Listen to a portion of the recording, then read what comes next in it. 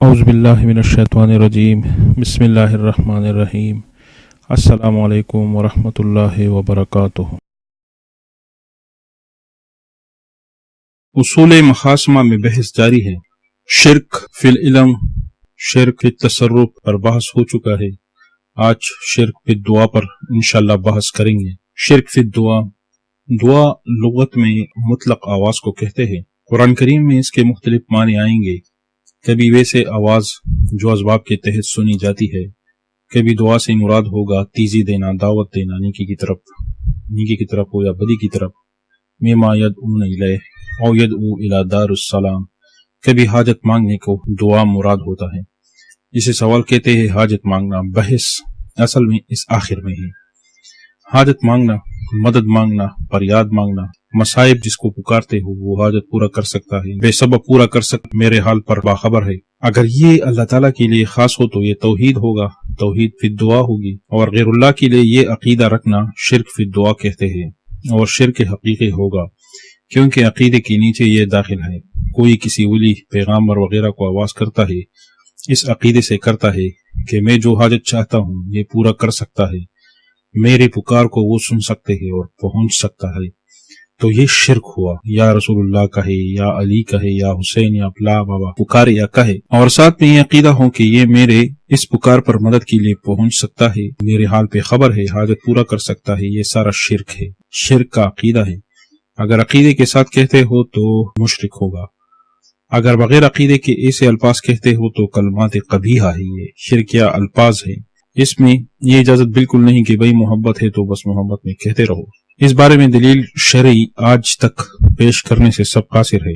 عشق میں مست ہو کر ایسے کلمات ادا کرو، محبت کے باعث بھی دعا غیر اللہ کو منع ہے، اس کو کلمات شرکیہ کہتے ہیں۔ اس باب میں بھی دو طریقے ہیں، دعا استعانت اللہ تعالیٰ کے لیے ثابت کرنا اور مخلوق سے نفی کرنا، یعنی دوسرا طریقہ یہ ہے کہ مخلوق سے نفی کرنا، پہلا یہ ہے کہ استعانت اللہ کے لیے ثابت کرنا، اس بات کرنا اللہ تعالیٰ کے لیے۔ جب اسے حق ثابت کرنا ہو، جائز ثابت کرنا ہو، دعا کے حقوق میں ہم پہلے کہا ہے عبادت ہے، یہ سوال لفظ بھی آتا ہے، یعنی سوال کرنا، استعانت بھی کہتے ہیں، استغاثہ بھی کہتے ہیں قرآن مجید میں۔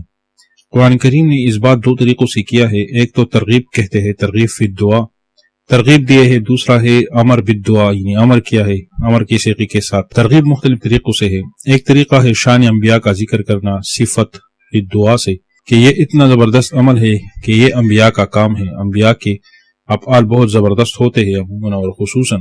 اس بارے میں نوح علیہ السلام کی دعا کی ہے، فدعا ربک، ابراہیم علیہ السلام کی دعا ذکر ہے، ادعو ربی، موسیٰ علیہ السلام کی دعا ذکر کی گئی ہے، فدعا ربہ، زکریا علیہ السلام کی دعا کی ذکر کی گئی ہے، دعا زکریا یا ربا، نبی علیہ السلام کی دعا ذکر ہے، ادعو ربی ولا اشرک بہ احدا۔ سارے انبیاء کا ذکر ہے، یدعوننا رغبا و رہبا۔ یہ طریقہ ہے ترغیب کا کہ دیکھو یہ کام ہے تمام انبیاء کا، وہ مانگتے ہیں، وہ مانتے ہیں، تم کیوں نہیں مانتے؟ بلکہ نیک بندوں کی طرف بھی نسبت کی گئی ہے۔ نیک بندوں کی صفت یہ ہے، الف لام میم سجدہ میں، تتجافى جنوبهم عن المضاجع يدعون ربهم خوفا وطمعا ومما رزقناهم ينفقون، 16 نمبر آیات میں، کہ بستر چھوڑ کر مانگتے ہیں، بستر چھوڑ کر مانگتے اللہ تعالیٰ سے رات کے وقت، يدعون ربهم، اللہ تعالیٰ سے مانگتے ہیں۔ صحابہ کرام کی صفت میں بھی آیا ہے، يدعون ربهم بالغداوة والعشي۔ کبھی دوسرے طریقے سے ترغیب ہوتا ہے، فإني قریب أجیب دعوت الداع إذا دعانی، میرے بندوں مجھ سے مانگو، میں قریب ہوں، قبول کرنے والا ہوں۔ کبھی ارشاد ہوتا ہے، ایاما تدعو فلہ الاسماء الحسنى، میرے اسماء حسنہ سے دعا مانگو، یہ ہے ترغیبات۔ امر بالدعا 9 مرتبہ قرآن کریم میں آیا ہے، جس میں امر کیا گیا ہے، ادعوا ربکم، رب سے مانگو، وادعوہ مخلصین لہ الدین۔ شرائط بھی ذکر ہے جسے ارکان کہتے ہیں۔ رکن دعا کا یہ ہے کہ اللہ سے مانگو تضرعا و خفیہ، رکن یہ ہے کہ اسماء حسنہ کو وسیلہ کیا جائے، رکن یہ ہے کہ اخلاص کے ساتھ مانگو، رکن یہ ہے کہ خوف و طمع، اس کے ساتھ ایک مناسب لفظ بھی ہے سوال، مدد، استعانت۔ قرآن کریم میں وہ بھی اللہ تعالیٰ کی صفات کے ساتھ ذکر کیے گئے ہیں، یسألوہ من فی السماوات فاسأل بہ، امر کیے گئے ہیں۔ استعانت میں بھی کہا گیا ہے، ایاک نستعین، استعینوا باللہ واللہ المستعان، ایک اللہ سے مانگو۔ یہ ہے طریقہ اس بات کی دعا سے منکر نہ ہو۔ اگر کوئی کہتا ہے کہ دعا نہیں مانگتا، بس صرف اللہ پر توکل کرتا ہوں، محدثین باقاعدہ رد کرتے ہیں، یہ تو طریقے کے خلاف ہے۔ انبیاء کی دعائیں ذکر ہے، ہمارے نبی محمد صلی اللہ علیہ وآلہ وسلم کی دعا کا ذکر ہے، کیا وہ متوکل نہیں تھے؟ کیوں ان کی دعائیں ہمیں سکھائی گئی ہے؟ دعا مستقل عبادت ہے، کام اللہ تعالیٰ کے اختیار میں ہے، آپ کی ذمہ صرف دعا کرنا ہے، بہت برکات ہے دعا کے اندر، دعا مانگنے میں۔ شریعت میں اوقات ہے جو قبولیت کی ہے، جگہ ہے جو قبولیت کے ہے، وہاں مانگنی چاہیے۔ دوسرا طریقہ ہے نبی کا، نبی دعا غیر اللہ، یہ جو ارکان ذکر ہوئے اس میں رب العزت کے ساتھ شریک نہیں بناؤ گے، غیر اللہ کو نہیں پکارو گے، دعا غیر اللہ سے نہیں مانگو گے، اس کے لیے قرآنی تعبیرات ہے۔ کیوں غیر اللہ کو نہیں پکارو گے؟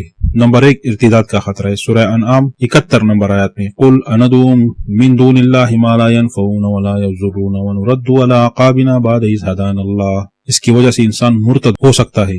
دوسرا عنوان، اس کو کفر کہا گیا ہے، سورہ غافر 50 نمبر آیات میں، وما دعاء الکافرین الا فی ضلال۔ تیسرا عنوان، اسے شرک کہا گیا ہے، سورہ فاطر 14 نمبر آیات میں، ویوم القیامت یکفرون بشرککم۔ مفسرین لکھتے ہیں یہاں شرک دعاکم غیر اللہ، سورہ جن 20 نمبر آیت میں، قل انما ادعو ربی ولا اشرک بہ احدا، بہی سے مراد فی دعا۔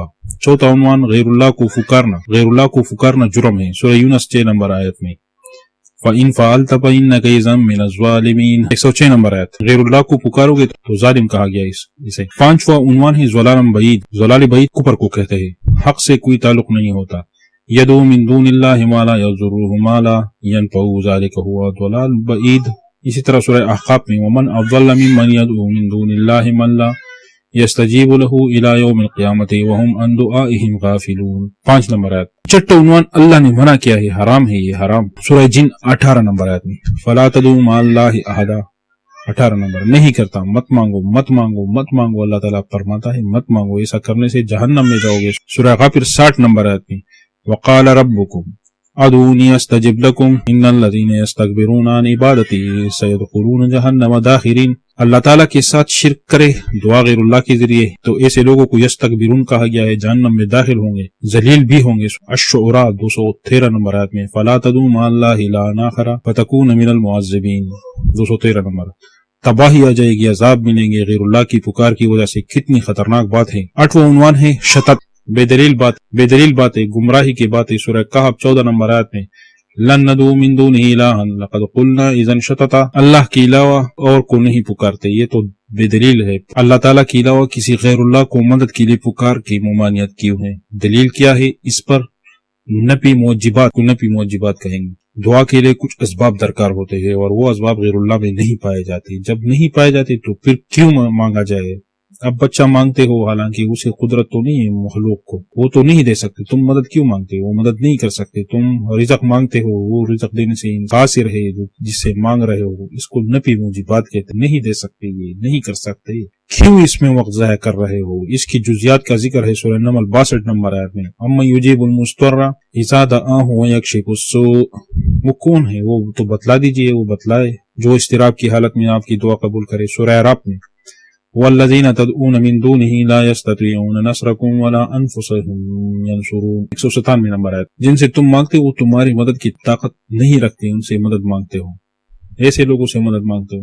اسی طرح سورہ حج 73 نمبر آیت میں، ان الذین تدعون من دون اللہ لن یخلقوا ذبابا ولو اجتمعوا له، تم لوگ جس سے مانگتے ہو تو ایک مکھی بھی نہیں بنا سکتے، بیٹا کیسے بنائے گا، تمہاری حاجت کیسے بنائے گا، رزق کیسے بنائے گا۔ 10واں عنوان، اللہ ناراض ہوتے ہیں، بہت برا کام ہے، زجر، مختلف طریقوں سے غیر اللہ سے مانگنے پر زجر والے الفاظ، ٹوکنے والے الفاظ، اس طرح ملامت کرنے والے الفاظ ہیں، قرآن مجید میں استعمال ہوئے ہیں۔ ایک تو عام زجر ہے، اتدعون بعلا وتذرون احسن الخالقین، 125 نمبر آیت، سورہ صافات، بعل کو تم لوگوں نے ایک دربار بنایا ہے جو ایک بڑھیا ہے، مفسرین لکھتے یہ ایک زنانہ تھی، مر گئی تھی، مگر لوگوں کا عقیدہ بن گیا تھا کہ یہ مدد کرتی ہے۔ الیاس علیہ السلام فرماتے ہیں اتدعون بعلا، تم ان کو پکارتے ہو، شرم نہیں آتی؟ احسن الخالقین کو چھوڑ رکھا ہے تم لوگوں نے۔ کچھ زجر قرآن پاک کے تو اس طرز پر ہے کہ سختی مصائب میں تو تم اللہ کو پکارتے ہو، مگر جب سختی دور ہو جائے پھر کہتے ہو یہ فلاں کی برکت سے ٹل گیا، فلاں کی برکت سے یہ کام ہو گیا۔ زجر کا دوسرا طریقہ ہے، یہ دعا، یہ پکار دعا نہیں، سختی اور مصائب آنے پر، یہ دعا جو تم مانگتے ہو یہ دعا نہیں ہے، یہ پکار نہیں ہے، جو سختی اور مصیبت کے دوران تم اللہ کو پکارتے ہو، دعوا اللہ مخلصین لہ الدین، سورہ یونس میں ہے، سورہ اسراء میں، سورہ زمر، عنکبوت 66 نمبر آیات میں، لقمان، سورہ لقمان اور بھی آیات ہے۔ مصیبت میں تو ٹھیک ہے اللہ تعالیٰ کو تم پکارتے ہو، جب اللہ مصیبت دور کر دے پھر کیوں غیر کو نسبت کرتے ہو کہ یہ پلا پیر، پلا بابا وغیرہ کی برکت سے ہوا۔ علماء کے اقوال اس باب میں بہت زیادہ ہے۔ شاہ ولی اللہ کا مشہور قول ہے حجت اللہ البالغہ میں، وہ لکھتے ہیں شرک کی اقسام میں سے یہ بھی ہے، یہ مشرکین پیش آنے والے مصائب میں غیر اللہ کو پکارتے ہیں، ان کی نظر و نیاز کرتے ہیں، امید لگاتے کہ ہمارے کام بن جائیں گے، ان کے نام کی ورد برکت کے لیے کرتے ہیں۔ اس لیے نماز میں آیا ہے ایاک نعبد و ایاک نستعین، اور فرمایا فلا تدعو، بعض تدعو سے عبادت مراد لیتے ہیں، دعا بھی عبادت ہے۔ جلالین دعا کی تعریف عبادت اسی وجہ سے کی ہے کہ الدعاء العبادہ، شرک فی الدعا میں بس اتنا ہی برابر ہے، اور آئے دعا کرے یا کریم اللہ ہر قسم کے شرک سے ہمیں محفوظ فرمائے، خفی ہے اس شرک سے بھی محفوظ فرما، اور جو ظاہر ہے اس شرک سے بھی محفوظ فرما، یا کریم اللہ رحم فرما، آمین۔ السلام علیکم ورحمۃ اللہ وبرکاتہ۔